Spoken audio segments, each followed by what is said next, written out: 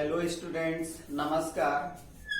100 important question की series में आप सभी का स्वागत है। बच्चों, आज हम इस इम्पॉर्टेंट सीरीज का क्वेश्चन नंबर 11 सॉल्व करवाएंगे। तो बच्चों, क्वेश्चन क्या है? Find the vector and Cartesian equations of the line which is perpendicular to the lines with equations x plus 2 upon 1 equal to y minus 3 upon 2 equal to z plus 1 upon 4 and x minus 1 upon 2 equal to y minus 2 upon 3 equal to z minus 3 upon 4 and passes through the point 1, 1, 1। बच्चों, question में given क्या है और करना क्या है, दोनों बातें हम लोग को समझनी है। बेसिक चीज हम आपके कुछ पहले बेसिक्स क्लियर करेंगे और इसके बाद क्वेश्चन को सॉल्व करना एक अलग बात है। सबसे पहले हम लोग बेसिक को समझेंगे। तो बच्चों, सबसे पहले हम लोग बात करते हैं कि 3D में लाइन का इक्वेशन कैसे फाइंड करेंगे, वो बात है। लेट कर लेते हैं कि 3D में O x एक्सिस है, ये O y एक्सिस है और O z एक्सिस है। तब उसमें एक हमें लाइन का इक्वेशन फाइंड करना है। हम कितनी तरीके से किसी भी लाइन का इक्वेशन फाइंड कर सकते हैं। तो बच्चों, मान लो एक लाइन है जो पॉइंट A से पास हो रही है और उसका पोजीशन वेक्टर हमें गिवन रहेगा कि वो उसका पोजीशन वेक्टर OA है और उसका जो पॉइंट है x1, y1, z1 है। एक कोई लाइन क्या है, पॉइंट A से पास हो रही है जिसका कोऑर्डिनेट x1, y1, z1 है। अब हम इस लाइन का इक्वेशन फाइंड करना चाहते हैं, लाइन AP का इक्वेशन फाइंड करना चाहते हैं। तो सबसे पहले लाइन, अगर हमें इक्वेशन फाइंड करना है तो इस पे लाइन किस पॉइंट से पास हो रही है और लाइन का डायरेक्शन हमें AP वेक्टर एक ऐसा है जो लाइन के इक्वेशन को रिप्रेजेंट करेगा। तो अब हम इसका इक्वेशन फाइंड करना चाहते हैं। तो इसके लिए लाइन की डायरेक्शन के लिए इसके पैरेलल एक वेक्टर गिवन होगा। ये वेक्टर पैरेलल है और ये पैरेलल वेक्टर क्या कर रहा है, लाइन की डायरेक्शन को डिसाइड कर रहा है। अब हमें लाइन AP का इक्वेशन चाहिए। तो वो इक्वेशन अगर हमें फाइंड करना है तो R equal to A plus lambda B। ये क्या है, वेक्टर इक्वेशन ऑफ लाइन है। और अगर हम इसी को कार्टेशियन में चेंज करना चाहते हैं तो R का position vector XI cap y j cap plus z k cap, r को हम इसका पोजीशन वेक्टर ले लिया और a का जो पोजीशन वेक्टर होगा वो x1i plus y1j plus z1k plus lambda यहां पर कोई रियल नंबर है, स्केलर क्वांटिटी है और इसके साथ में जो पैरेलल वेक्टर गिवन था उसके direction ratios AI plus BJ plus CK। कोई पैरेलल वेक्टर था तो उसके डायरेक्शन रेशियोज थे, तो ये AI plus BJ plus CK cap. अब बच्चों, ये वेक्टर इक्वेशन था जो कि लाइन 1 पॉइंट से पास हो रही थी, पॉइंट A से, और लाइन का डायरेक्शन डिसाइड करने के लिए इसके पैरेलल एक वेक्टर गिवन था। तो vector equation R vector equal to A vector plus lambda B vector. तो इसी को अगर हम सॉल्व करेंगे तो हमें मिलेगा x minus x1 upon A equal to y minus y1 upon B equal to z minus z1 upon C मिल जाएगा। तो x1, y1 और z1 उस लाइन के पॉइंट्स हैं जहां से वो लाइन पास हो रही है और A, B, C उस लाइन के डायरेक्शन रेशियोज हैं जो पैरेलल वेक्टर दिया गया है उसके डायरेक्शन रेशियोज हैं। बच्चों, दूसरा काम क्या है कि कोई भी लाइन है और उस पे अगर हमें 2 पॉइंट्स दिए गए हैं, लेट कर लेते हैं ये पॉइंट x1, y1 और z1 दिया गया है और इसी लाइन पे एक पॉइंट B दिया है x2 कामा y2 कामा z2। तो equation of line passing from 2 points हमें फाइंड करना है। तो हम इस पे एक जनरल पॉइंट भी लेते हैं। हम यहाँ पर इसको वेक्टर एडिशन लॉ से दोनों को ही फाइंड करते हैं। तो हम यहाँ पर वेक्टर एडिशन लॉ को एक्सप्लेन नहीं कर रहे हैं, हम ये कह रहे हैं कि इसका इक्वेशन फाइंड करना है। तो r equal to a plus lambda b minus a vector करते हैं। मतलब कि ये a वेक्टर हो गया और ये b वेक्टर हो गया। इसका लाइन का क्या हो गया, vector equation of line passing from 2 points. जहां पर पॉइंट ए का जो वेक्टर है वो a है, मतलब OA वेक्टर a वेक्टर है और OB वेक्टर वो b वेक्टर है, जो 2 पॉइंट्स के पोजीशन वेक्टर्स हैं। अब अगर इसको हम कार्टेशियन में चेंज करना चाहते हैं तो उसी तरीके से हर बार r वेक्टर को हम यही लिख देंगे और इसको x1i plus y1j plus z1k cap और प्लस लेमडा, और यहाँ पर ये वही x2 minus x1i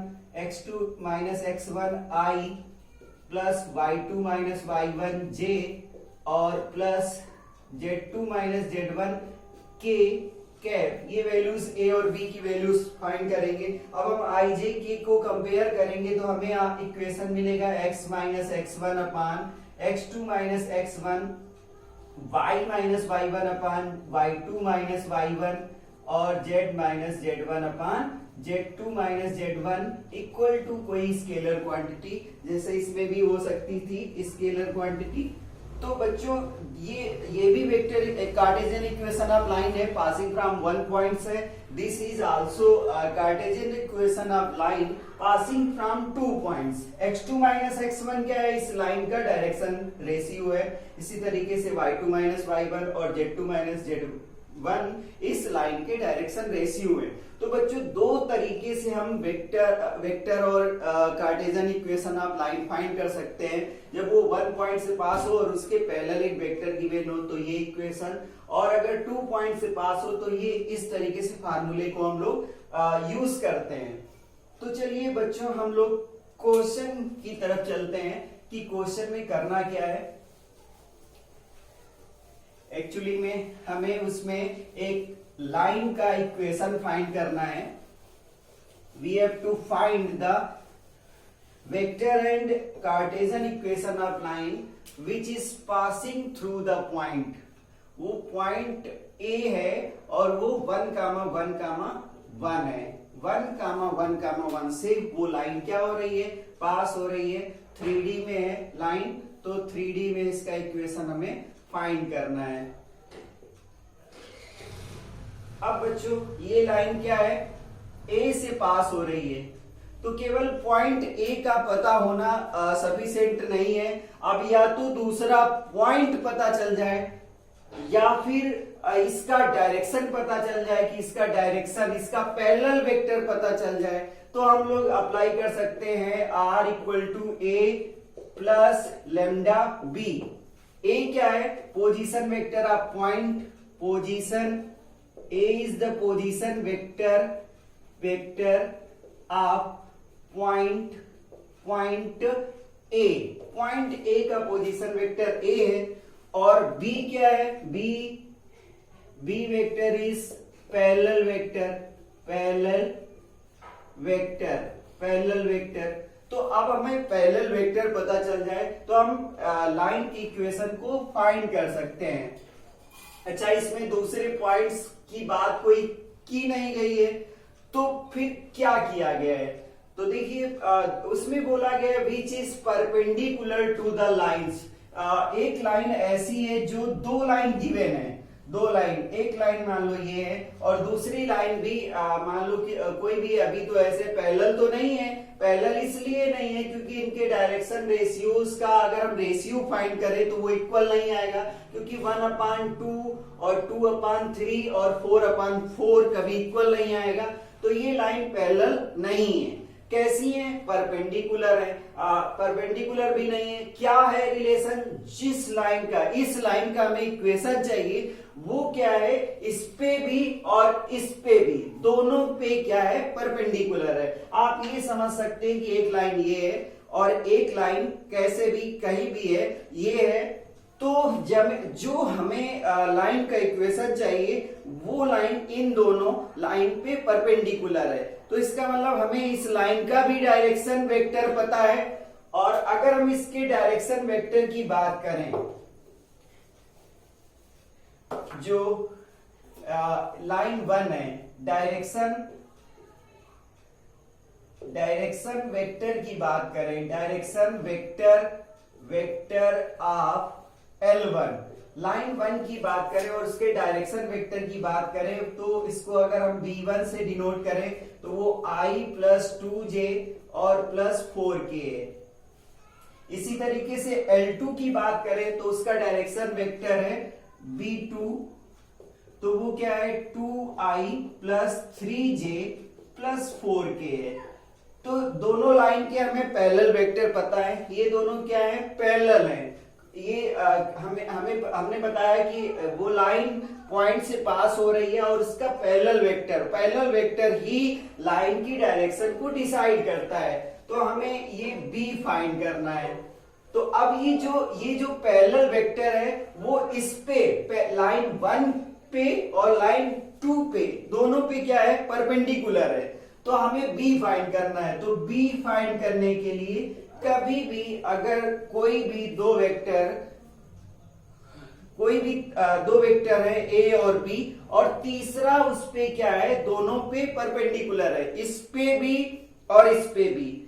A vector ये है और ये B वेक्टर है, तो C पे वेक्टर क्या है, C vector is perpendicular to A and B also. जब भी ऐसा हो कि A पे भी वो परपेंडिकुलर है और B पे भी परपेंडिकुलर है, तो C अगर हमें फाइंड करना है तो C equal to A cross B find करते हैं। परपेंडिकुलर वेक्टर फाइंड करना है तो B is the perpendicular on first line and second line. तो हमें फर्स्ट लाइन का डायरेक्शन वेक्टर पता है B1 है, यहां से पता किया, और सेकेंड लाइन का डायरेक्शन वेक्टर हमें पता है वो B2 हो गया। अब जो लाइन हमें रिक्वायर्ड है वो क्या है, उसका जो डायरेक्शन वेक्टर है, पैरेलल वेक्टर है, वो पहली और दूसरी फर्स्ट और सेकेंड लाइन पे परपेंडिकुलर है। तो हमें परपेंडिकुलर वेक्टर फाइंड करना है। तो B इक्वल टू क्या हो जाएगा, B1 क्रॉस B2 हो जाएगा। B equal to B1 cross B2। तो अब हम लोग B1 कैसे निकालेंगे, B1 cross B2, I J और K, एक डिटरमिनेंट लिया और उसमें क्या किया, 1 2 4 और 2 3 4। तो अब हमें यहां पर I मिलेगा, तो इसको 2 इंटू 4 8 माइनस 12 हो जाएगा, 2 इंटू 4 माइनस 12 और माइनस J ले लेंगे। तो जिस टाइम J लेंगे तो ये हो जाएगा 4 माइनस 8 प्लस K ले लेंगे, 3 माइनस 4 हो जाएगा, 3 माइनस 4, ठीक है ना। I लिया तो फिर 8 माइनस 12 हो जाएगा, फिर माइनस, क्योंकि प्लस माइनस प्लस चलते हैं, तो J लिया तो फिर ये 4 माइनस 8, फिर K लिया तो 3 माइनस 4 हो जाएगा। तो B इक्वल टू हमें मिला कितना, -4I और ये -4 प्लस 4J हो गया, 4J और माइनस K हो गया। तो बच्चों अब हमें इस लाइन का डायरेक्शन वेक्टर पता चल गया, B equal to -4I plus 4J minus K। अब हमें इस लाइन का इक्वेशन चाहिए, तो R इक्वल टू होता है A प्लस लेमडा P। तो A वेक्टर कैसे पता चलेगा, R equal to A vector I plus J plus K हो जाएगा, A vector plus lambda, B vector -4I plus 4J minus K हो जाएगा। तो this is vector equation of required line, this is the vector equation of required line. अब हमें क्या करना था, इसका वेक्टर इक्वेशन भी चाहिए था और कार्टेशियन इक्वेशन भी चाहिए था। तो कार्टेशियन के लिए हम इसको क्या करेंगे, इसका position vector xi plus yj plus zk put कर देंगे और क्या करेंगे माइनस इसको ले आएंगे, minus i plus j plus के, ये इधर माइनस कर लिया तो उधर क्या हो जाएगा lambda minus 4i plus 4j minus के हो जाएगा। बच्चों अब इसको सिंप्लीफाई कर लेंगे, x माइनस 1 हो जाएगा, x minus 1 into iota plus y minus 1 into J cap, iota sorry नहीं आई कैप होगा, plus z minus 1 K cap equal to minus 4 lambda I plus 4 lambda J और माइनस लेमडा के। बच्चों अब compare कर देंगे, अब हम इसको इरेज कर सकते हैं तो यहां पर इसको हम कंपेयर कर लेंगे। तो बच्चों क्या करना है, वेक्टर इक्वेशन हमें फाइंड हो गया है। अब कार्टेशियन इक्वेशन के लिए x माइनस 1 इक्वल टू क्या हो जाएगा माइनस 4 लेमडा हो जाएगा, तो x minus 1 upon minus 4 equal to क्या हो जाएगा लेमडा हो जाएगा। इसी तरीके से y माइनस 1 इक्वल टू कितना मिलेगा हमें 4 लेमडा मिलेगा, तो y minus 1 upon 4 equal to कितना हो जाएगा लेमडा। इसी तरीके से हम कह सकते हैं कि z minus 1 equal to minus lambda हुआ, तो z minus 1 upon minus 1 equal to lambda हो जाएगा। अब तीनों की वैल्यू लेमडा है, इसका मतलब क्या हो जाएगा x minus 1 upon minus 4 equal to y minus 1 upon 4 equal to z minus 1 upon 1। तो बच्चों गिवन कंडीशंस के हिसाब से हम रिक्वायर्ड लाइन का वेक्टर इक्वेशन और कार्टेशियन इक्वेशन फाइंड कर पाए। तो बच्चों इसमें एक रिवीजन ये भी हो गया कि अगर हमें दो वेक्टर्स दिए गए हैं, थ्री वेक्टर्स दिए गए हैं और थ्री वेक्टर्स ऐसे दिए गए हैं कि एक वेक्टर ए है और एक वेक्टर बी है और इन दोनों वेक्टर्स पे एक तीसरा वेक्टर है, थर्ड वेक्टर, जो कि दोनों के साथ में 90 डिग्री है, मतलब ए के साथ में भी और बी के साथ में भी। तो सी वेक्टर अगर हमें फाइंड करना है तो सी वेक्टर फाइंड करने के लिए हम क्या करेंगे ए क्रॉस बी फाइंड करेंगे, जब कि क्या है C is perpendicular to A and C is also perpendicular to B. तो हम लोग ये अप्लाई करते हैं, ये कुछ छोटी छोटी बातें हैं, हमें ये पता होना चाहिए। तो बच्चों thank you, have a nice day.